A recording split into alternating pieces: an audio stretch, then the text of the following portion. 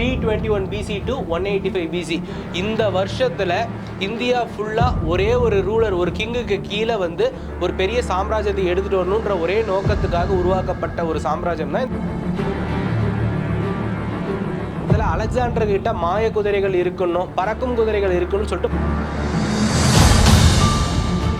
So எந்த ஒரு விஷயத்துக்குமே காரண காரியம் இருக்கும் இல்லையா, அந்த மாதிரி இந்தியா ஃபுல்லாக ஒரே குடையின் கீழே ஆட்சி செய்யணுன்றதுக்கான ஒரு காரணம் இருக்கும்.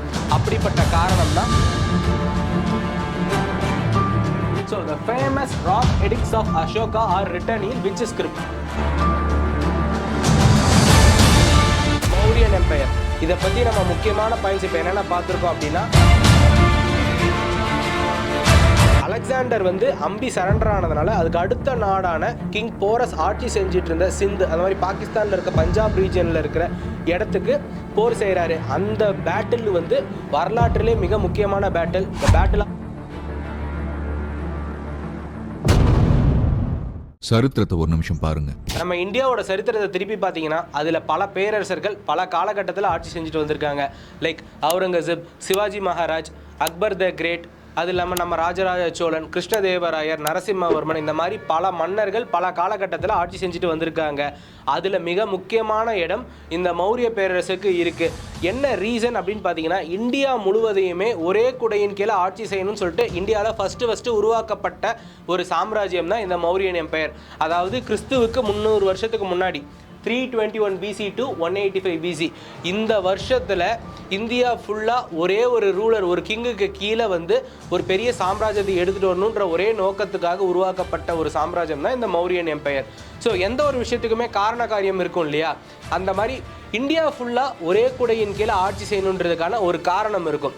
அப்படிப்பட்ட காரணம் தான் அலெக்சாண்டரோட இன்வேஷன். ஸோ அலெக்சாண்டர் வந்து கிரேக்க நாடு, அதாவது யூரோப்பில் இருக்கிற கிரீக்லேருந்து இந்தியாவுக்கு, யுரேஷியாவை தாண்டி ஈரான், ஈராக் எல்லாமே தாண்டி பாகிஸ்தானை கிட்ட வந்துட்டார். ஸோ இப்போ ஒரு ரூலர் வந்து இந்தியாவுக்குள்ளே வரணும் அப்படின்னா பாகிஸ்தான் வழியாக தான் வரணும். ஏன்னா நார்த்தில் ஃபுல்லாக இந்தியாவில் ஹிமாலயாஸ் இருக்குது. ஸோ இந்த பக்கம் சைனாலேருந்து நம்மளால் டைரெக்டாக வர முடியாது. ஸோ இந்திய துணைக்கண்டத்துக்கான வாசல் வந்து கிட்டத்தட்ட பாகிஸ்தானில் தான் இருக்குது. அங்கே ரூல் பண்ணிக்கிட்டு இருந்த அம்பி வந்து அலெக்சாண்டர் கிட்ட சரணடைஞ்சதுனால அதுக்கு பக்கத்து நாட்டோட ரூலரான புருஷோத்தமன் வந்து அலெக்சாண்டர் கூட போர் செய்ய முடிவு பண்ணுறாரு.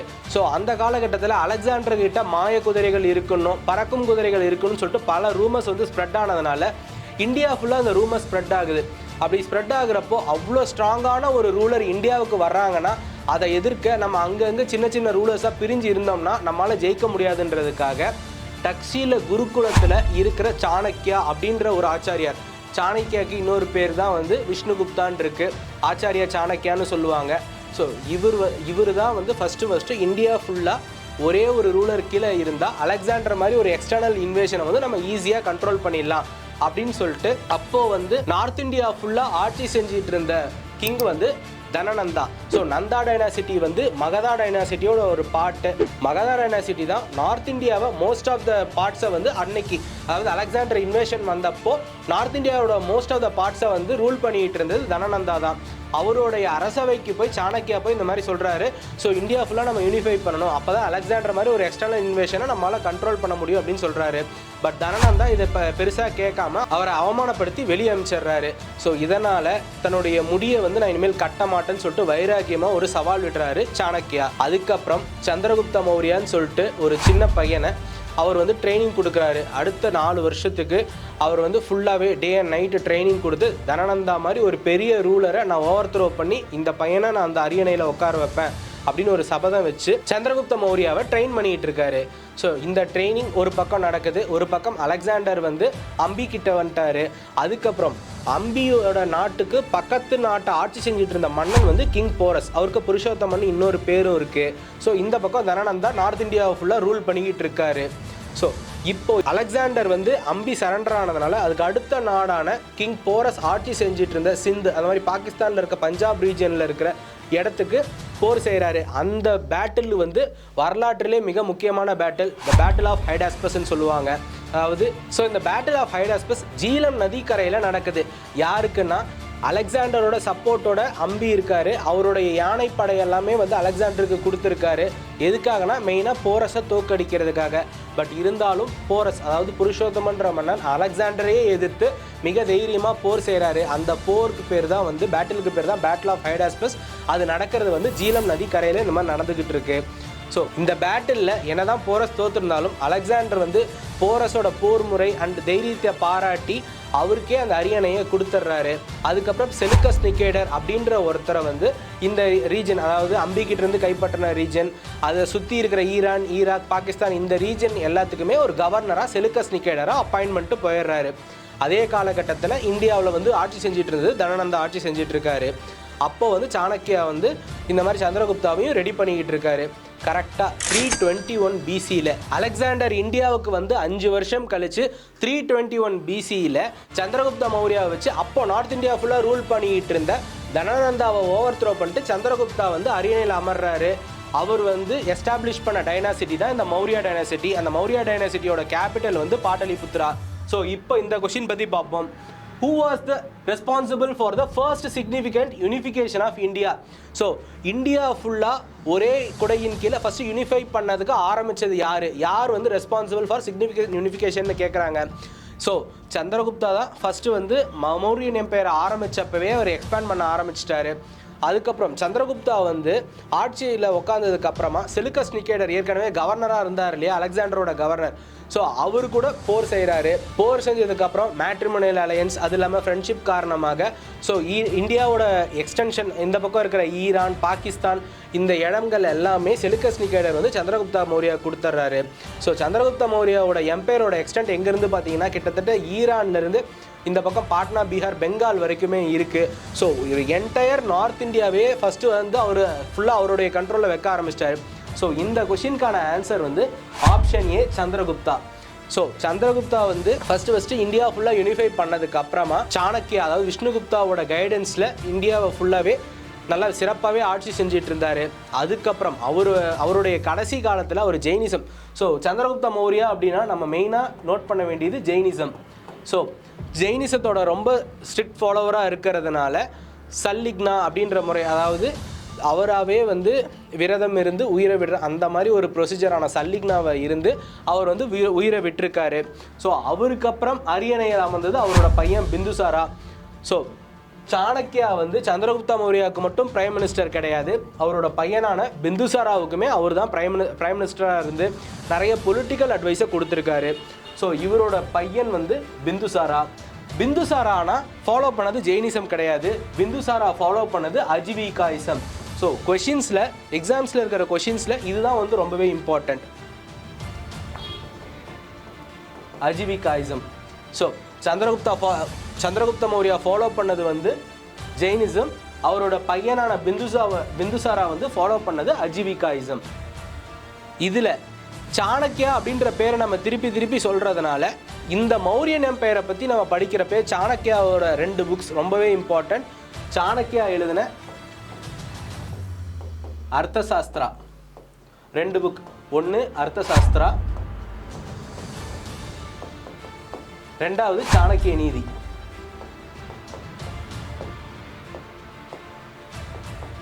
ஸோ இந்த அர்த்தசாஸ்திரா எதுக்கு அப்படின்னா ஒரு மன்னன் எப்படி ஆட்சி செய்யணும், ஒரு கிங்கோட ரூலை பற்றி சொல்கிறது வந்து அர்த்தசாஸ்திரா.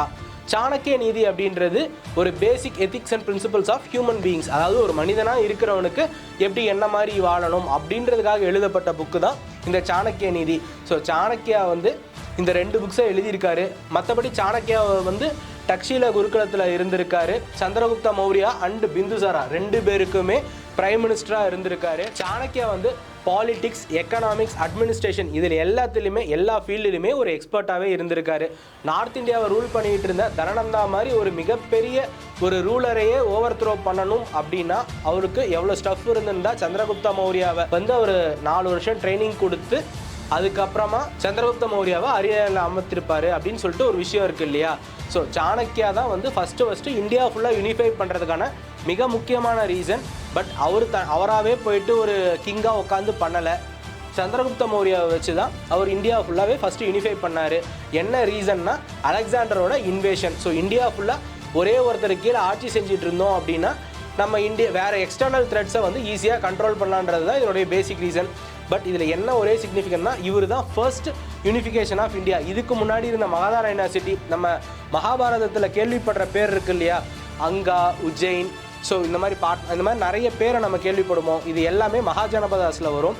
அதனுடைய எக்ஸ்டென்ஷன் தான் மகதா எம்பையர். மகதா எம்பையரில் 4 எம்பையர் இருக்குது. அதில் 4வது எம்பையர் தான் இந்த நந்தா எம்பையர். அந்த நந்தா டைனாசிட்டியோட லாஸ்ட் ரூலர் தான் தனநந்தா. அவரை ஓவர் த்ரோ பண்ணினதுக்கு அப்புறமா இந்தியா ஃபுல்லாக ஒரே குடையின் கீழே யூனிஃபை பண்ணது தான் இந்த மௌரியன் எம்பையர். ஸோ பிந்துசாராவை பற்றி வருவோம். பிந்துசாராவோட முக்கியமான விஷயம், அவரை பற்றி பெருசாக வரலாறுகள் இல்லை. ஏன்னா குப்தன் பீரியடில் லேட்டரில் சந்திரகுப்த மௌரியாவை பற்றியும் சாணக்கியாவை பற்றியும் இருக்கிற எல்லா விஷயங்களுமே டெஸ்ட்ராய் பண்ணப்பட்டிருக்கு அப்படின்னு சொல்லுவாங்க. ஸோ பிந்துசாராவை பற்றி நமக்கு தெரிஞ்சிக்க வேண்டியது 2 விஷயம்தான். ஒன்று, அஜீவிகாயிசம் ஃபாலோ பண்ணார். 2வது, சவுத் இந்தியா எக்ஸ்பேன்ஷனுக்கு ஆரம்பித்தவர் பிந்துசாரா தான். சந்திரகுப்தா என்டையர் நார்த் இந்தியாவை இது பண்ணாலும் சவுத் இந்தியா பக்கம் அந்த அளவுக்கு வரலை. பட் பிந்துசாரா தான் தமிழ்நாடு அண்டு கேரளாவை தவிர மீதி இருக்கிற எல்லா ஏரியாவையும் எக்ஸ்டெண்ட் பண்ண ஆரம்பிச்சிட்டாரு. ஸோ இப்படிப்பட்ட ரூலில் மிஸ் ஆனது கலிங்கன் எம்பையர், அதாவது ஒரிசா அந்த ரீஜன் தான். அதை கான்குவயர் பண்ணது தான் அசோகா த கிரேட், பிந்துசாராவோட பையனான அசோகா. ஸோ இவர் ஜெயினிசமை ஃபாலோ பண்ணியிருக்காரு, இவர் அஜீவிகாயிசம் ஃபாலோ பண்ணியிருக்காரு. பட் அசோகா தான் இந்தியாவில் புத்திசமை ஃபாலோ பண்ணார். ஸோ இவர் புத்திசமை ஃபாலோ பண்ணது மட்டும் இல்லாமல் இந்தியாவை தாண்டி ஸ்ரீலங்கா, சவுத் ஈஸ்ட் ஏஷியா அந்த மாதிரி புத்திசமை இந்தியாவிலேருந்து மற்ற நாடுகளுக்கு ஸ்ப்ரெட் பண்ணுறதுக்கு ஒரு மிகப்பெரிய ஒரு துணையாக இருந்தது அசோகா த கிரேட். இவர் ஃபாலோ பண்ணது புத்திசம். ஸோ அசோகா ஃபஸ்ட்டு அரியணை ஏறின உடனே அவரும் எக்ஸ்பேன்ஷன் பாலிசி தான். அதாவது இந்தியாவில் கலிங்கான்ற ஒரு இடம், அதாவது ஒரிசா அந்த ரீஜனில் இருக்கிற இடத்த மட்டுமே இன்னும் யாருமே கான்குயர் பண்ணல அப்படின்ற காரணத்தினால ஃபஸ்ட்டு 8 வருஷம் வார் பாலிசியில் தான் இருந்தார். ஸோ கலிங்கா வாருக்கு அப்புறமா அந்த வாரில் நிறைய பேர் இறந்ததை பார்த்ததுக்கப்புறமா ஒரு மனசு மாறினான்ற விஷயம் நம்ம எல்லாருக்குமே நிறைய பேருக்கு நீங்கள் கேள்விப்பட்டிருப்பீங்க. அதுக்கப்புறம் பாலிசி ஆஃப் தம்மா பாலிசியை அவர் முன்னெடுக்கிறாரு. ஸோ சந்திரகுப்த மௌரியா அவரோட ஆட்சி காலம் 25 வருஷம், பிந்துசாராவோட ஆட்சி காலம் 25 வருஷம். பட் அசோகா 40 வருஷம் இந்தியாவை ரூல் பண்ணுறாரு. ஸோ நிறைய மரம் நடுறாரு, நிறைய அந்த அசோகா பில்லர்ஸ் அந்த மாதிரி ஸ்டூபாஸ் எல்லாமே இந்தியா ஃபுல்லாக ஆர்ட் அண்ட் ஆர்கிடெக்சரை ரொம்ப பெருசாக வளர்க்குறாரு. அசோகா பீரியடில் இன்னொரு முக்கியமான விஷயம் என்னென்னா, ஸோ புத்திஸ்ட் கவுன்சில் நடக்கிறதெல்லாம் நீங்கள் கேள்விப்பட்டிருப்பீங்க. First Buddhist council, second, third Buddhist கவுன்சில்னு சொல்லிட்டு 4 புத்திஸ்ட் கவுன்சில் நடந்தது. அதில் தேர்ட் புத்திஸ்ட் கவுன்சில் அசோகாவோட பீரியடில் தான் நடந்திருக்கு. ஸோ தேர்ட் புத்திஸ்ட் கவுன்சில் நடத்தினது அசோகா த கிரேட். மௌரியன் எம்பையரில் இதுக்கப்புறமா அசோகாவோட பையன் தசரதா அந்த மாதிரி இருந்தாலுமே அதுக்கப்புறம் ஒரு சிக்னிஃபிகண்ட் ரூலர் யாருமே கிடையாது. அசோகா ஒரு மிகப்பெரிய ஸ்டாண்டிங் ஆர்மியை மெயின்டைன் பண்ணியிருக்காரு. அந்த ஸ்டாண்டிங் ஆர்மிக்கு சம்பளம் கொடுக்க முடியல. அது இல்லாமல் இன்டர்னல் ட்ரைப்ஸ் கான்ஃப்ளிக்ட்னால இந்த மௌரியன் எம்பையர் டிக்ளைன் ஆக ஆரம்பிச்சிருக்கு. ஸோ பிருஹதர்த்து தான் மௌரியன் எம்பையரோட லாஸ்ட் ரூலர். ஸோ இவர் தான் லாஸ்ட் ரூலர். பிருஹதர்த்தா வீக் ரூலராக இருந்ததுனால அவரோட ஜென்ரலாக இருந்த புஷ்யமித்ர சுங்கா பிருஹதர்த்தாவை அசாசினேட் பண்ணிட்டு, அதாவது கில் பண்ணிவிட்டு அவர் சுங்கா டைனாசிட்டியாவை இந்தியாவில் ஃபுல்லாக ஆரம்பிக்கிறாரு. அதுக்கப்புறம் இந்த மௌரியன் எம்பையர் பல பார்ட்ஸாக பிரியுது. அதை பற்றி போஸ்ட் மௌரியாவில் பார்ப்போம். ஸோ இப்போதைக்கு மௌரியன் எம்பையரில் நமக்கு முக்கியமான விஷயங்கள் சந்திரகுப்த மௌரியாவோட ரூல், பிந்துசாராவோட rule, Ashoka the Great and Brihadratha, அது இல்லாமல் சாணக்கியா. இன்னொரு முக்கியமான விஷயம் என்னென்னா, சந்திரகுப்த மௌரியாவோட ரூலில் தான் செலுக்கஸ் நிகேடர் கூட நட்புறவு ஏற்பட்டுச்சு. அவர் நிறைய டெரிட்டரிஸை சந்திரகுப்த மௌரியா கொடுத்தாருன்னு சொன்னோம். ஸோ அது மட்டும் இல்லாமல் அந்த செலுக்கஸ் நிகேடர் சந்திரகுப்த மௌரியாவோட எம்பையருக்கு, அதாவது அவருடைய அரசவைக்கு மெகஸ்தனீஸ் அப்படின்ற ஒரு அம்பாசிடரை அனுப்புகிறாரு. அவர் எழுதின புக்கு தான் இண்டிகா. ஸோ மெகஸ்தனீஸ் எழுதின புக்கு இண்டிகா. ஸோ இதுவுமே ஃபேமஸான புக்கு. மெகஸ்தனீஸ் சந்திரகுப்த மௌரியாவோட பீரியடில் தான் இந்தியாவுக்கு வந்திருக்காரு மௌரியன் எம்பையர். இதை பற்றி நம்ம முக்கியமான பாயிண்ட்ஸ் இப்போ என்னென்ன பார்த்துருக்கோம் அப்படின்னா, இந்தியாவோட ஃபர்ஸ்ட் சிக்னிஃபிகண்ட் யூனிஃபிகேஷன் மௌரியன் எம்பையரில் தான் நடந்திருக்கு. அதாவது சந்திரகுப்த மௌரியாவுக்கு கீழே தான் நடந்திருக்கு, முதல் பாயிண்ட்டு. 2வது பாயிண்ட், கிரீக் அம்பாசிடரான மெகஸ்தனீஸ் சந்திரகுப்த மௌரியாவோட பீரியடில் தான் வந்திருக்காரு. 3வது, இந்தியா ஃபுல்லாக யூனிஃபை பண்ணதுக்கான முக்கியமான காரணம் சாணக்கியா. அவர் எழுதின 2 புக்கு, ஒன்று சாணக்கிய நீதி, இன்னொன்று அர்த்தசாஸ்திரா. ஸோ அதுக்கப்புறமா பிந்துசாரா, சந்திரகுப்த மௌரியாவோட பையனான பிந்துசாரா அஜீவிகாயிசம் ஃபாலோ பண்ணார். சவுத் இந்தியாவோட எக்ஸ்பேன்ஷனுக்கு பிந்துசாரா தான் முக்கியமான ரீசன். ஸோ அடுத்து இந்தியா ஃபுல்லாக கல்ச்சுரல் யூனிஃபிகேஷன் பண்ணது அசோகா த கிரேட். நிறைய மரம் நட்டார், ஸ்டூபாஸ், அது இல்லாமல் நிறைய ஆர்ட் அண்ட் ஆர்கிடெக்சருக்கு ரொம்பவே சிக்னிஃபிகண்ட் கான்ட்ரிபியூஷன் பண்ணியிருக்காரு Ashoka the great. So Ashoka இனிஷியலாக போர் முறையை ஃபாலோ பண்ணாலும் லேட்டராக தம்மா பாலிசியை ஃபாலோ பண்ணியிருக்காரு.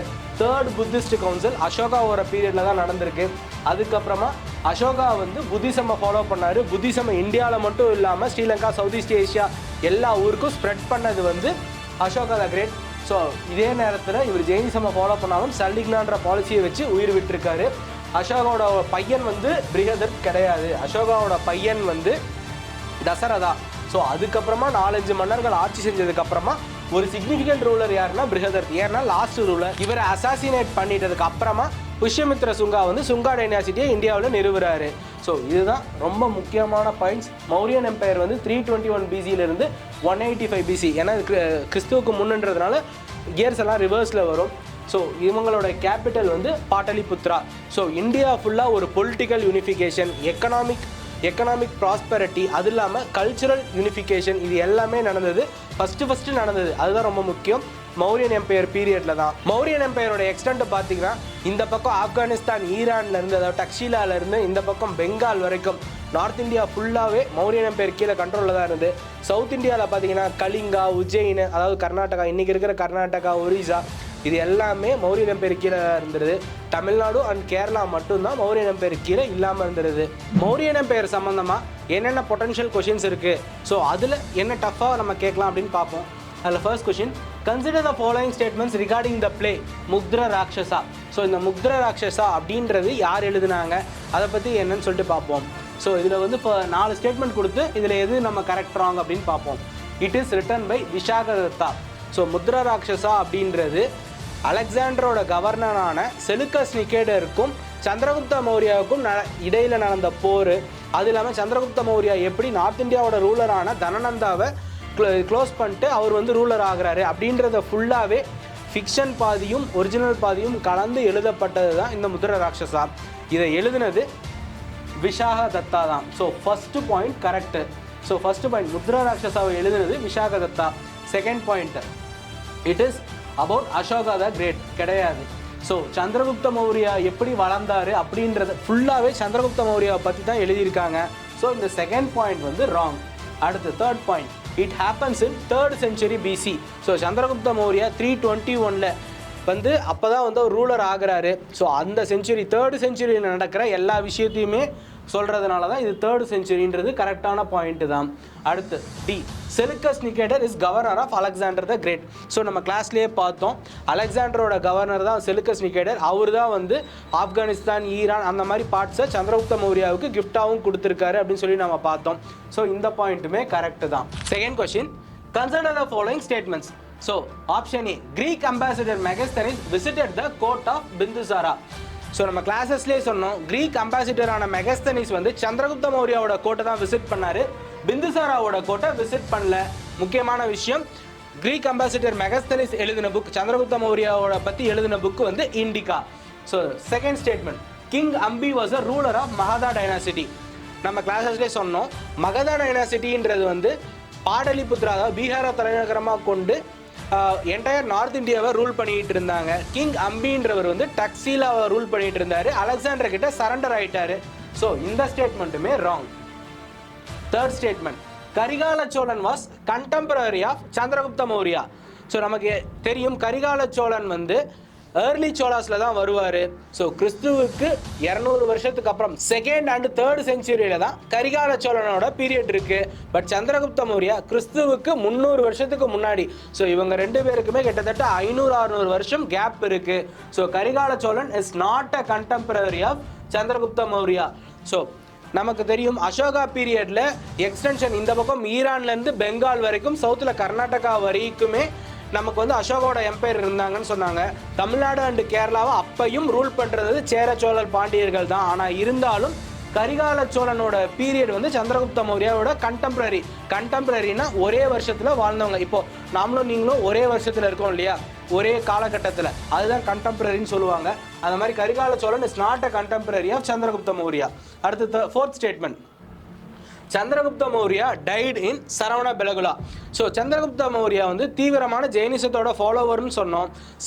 அவருடைய கடைசி காலத்தில் சல்லிக்னான்ற தீவிரமான ஜெயின் பாலிசியை ஃபாலோ பண்ணி அவரோட உயிரை விட்டாருன்னு சொன்னோம். அவர் இறந்த இடம் வந்து இன்னைக்கு கர்நாடகாவில் இருக்கிற சரவண பெலகுலா தான். ஸோ இந்த ஸ்டேட்மெண்ட் கரெக்ட். சந்திரகுப்தா மௌரியா வந்து ஜெயினிசத்தை ஃபாலோ பண்ணி சல்லிக்னான்ற பாலிசியை ஃபாலோ பண்ணி சரவண பெலகுலா, இன்னைக்கு கர்நாடகாவில் இருக்க சரவண பெலகுலால தான் ஒரு உயிரை விட்டுருக்காரு. So next question. So the famous rock edicts of Ashoka are written in which script? So அசோகாவோட காலகட்டத்தில் அந்த ராக் எடிக்ட்ஸ்லாம் எழுதியிருப்பாங்க இல்லையா, இப்போ தமிழோட கல்வெட்டுகள்லாம் இதுக்கு முன்னாடி இப்போ இருக்க தமிழ் வெர்ஷனுக்கு முன்னாடி எழுதியிருக்காங்க இல்லையா, அந்த மாதிரி அது வந்து என்ன ஸ்கிரிப்டில் எழுதியிருக்காங்கன்னு கேட்குறாங்க. So option A Brahmi, option B Devanagari, option C Aramaic, option D Kharosthi. இதுக்கான கரெக்டான ஆன்சர் பார்த்தீங்கன்னா option A Brahmi. So third century பிசியில் முக்கால்வாசி இந்தியா ஃபுல்லாக எழுதுகிற எல்லா ஸ்கிரிப்டுமே பிராமியில் தான் எழுதியிருப்பாங்க. பிராமியில் இருந்து தான் தேவனகிரி ஸ்கிரிப்டே வந்துச்சு. ஸோ தேவனகிரி நீங்கள் எல்லாம் கேள்விப்பட்டிருப்பீங்க, சான்ஸ்கிரிட், ஹிந்தி எல்லாத்துக்குமே வந்து இந்த தேவனகிரி ஸ்கிரிப்ட் தான் வந்து முன்னோடின்னு சொல்லுவாங்க. அடுத்து அராமிக்ன்றது அரேபியன் கண்ட்ரீஸில் யூஸ் பண்ண ஸ்கிரிப்ட். இப்பயுமே வந்து குரான் வந்து லெஃப்ட் டு ரைட் எழுத மாட்டாங்க, ரைட் டு லெஃப்ட் தான் எழுதுவாங்க. அப்படி எழுதுகிற ஸ்கிரிப்ட் தான் வந்து இந்த அராமிக். ஸோ அதே மாதிரி கரோஸ்தின்றது காந்தாரா ரீஜன், டக்ஸீலா ரீஜன், அம்பி ரூல் பண்ணிட்டு இருந்த டக்ஸீலா ரீஜனில் யூஸ் பண்ணுற ஒரு ஸ்கிரிப்ட். இதுவுமே ரைட் டு லெஃப்ட் தான் எழுதுவாங்க, லெஃப்ட் டு ரைட் எழுத மாட்டாங்க. பட் இந்த கொஸ்டினுக்கான கரெக்டான ஆன்சர் ஆப்ஷன் ஏ பிராமி. அதாவது அசோகாவோட எடிக்ட்ஸ் எல்லாமே பிராமி ஸ்கிரிப்டில் தான் இருக்குது. Next question. So Mauryan empire's art and culture were influenced by? Option A Greek and Persian, option B Egyptian and Roman, option C Chinese and Tibetan, option D African and Mesopotamian. So ஏற்கனவே நம்ம வந்து Alexander the great இந்தியாவுக்கு கிரீக்லேருந்து வந்தார், அதாவது கிரேக்க நாட்டிலேருந்து வந்தாருன்னு சொல்கிறோம். செலிகஸ் நிக்கேரர் வேற அலெக்சாண்டரோட கவர்னர், அவர் சந்திரகுப்த மௌரியாவுக்கு நிறைய இடத்த கொடுத்துருக்காரு, ஆர்டிஸ்ட்டை கொடுத்துருக்காரு. ஸோ இந்த கொஸ்டினுக்கான கரெக்டான answer option A Greek. So இதுதான் மௌரியன் எம்பையரை பற்றி complete outline. Most of the questions வந்து கவர்மெண்ட் எக்ஸாம்ஸுக்கு இதுலேருந்தே கேட்டுருவாங்க. ஆர்ட் அண்ட் கல்ச்சர் தனி டாபிக், அதை இன்னொரு செஷனில் பார்க்கலாம்.